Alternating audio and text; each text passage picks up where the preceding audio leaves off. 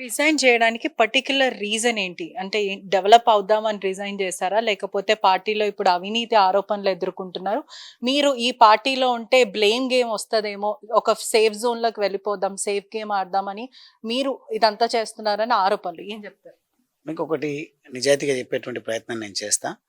తెలంగాణ ఉద్యమంలో మరొక దానిపైన దృష్టి కేంద్రీకరించకుండా, ఇతర అంశాలపైన దృష్టి కేంద్రీకరించకుండా సింగిల్ పాయింట్ ఎజెండాగా తెలంగాణ రాష్ట్ర సాధన కోసం ఏం చేస్తే బాగుంటది అని తెలంగాణ ఉద్యమం విషయంలో నాకు కూడా భారతదేశ వ్యాప్తంగా ఆంధ్రాలో కూడా నాకు ఆత్మీయులు వెల్ విషర్స్ ఉన్నారు.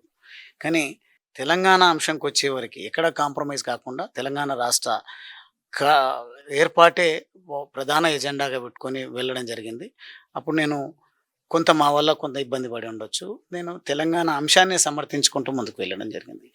ఇప్పుడు జీవితకాలం ఎవరినో సమర్థించడము, ఎవరి గురించో పని చేయడం కాకుండా ప్రజల కోసం పనిచేయాలి. తర్వాత ఈ వ్యత్యాసాలు, డిఫరెన్సెస్ సమాజంలో ఒక్కొక్క కేటగిరీ మధ్యలో ఏవైతే ఉన్నాయో అది వ్యత్యాసాలను తొలగించే ప్రయత్నం తప్ప ఇంకా భవిష్యత్తులో ఎవరిని సమర్థించడం కోసమో, ఎవరిని ప్రైజ్ చేయడం కోసం కాకుండా ప్రజల కోణంలో రాష్ట్ర, దేశ అభివృద్ధి విషయంలో మన ఎకానమీని పెంచేటువంటి స్థాయిలో ఎవరు ఆలోచిస్తున్నారు, ఎవరి వైపు ఎవరు ఎంబడి ఉండి మనము పనిచేస్తే ప్రజలకు ప్రయోజనం జరుగుతుంది, దేశానికి రాష్ట్రానికి ప్రయోజనం జరుగుతుంది అనే దానిపైనే దృష్టి పెట్టాలనుకున్న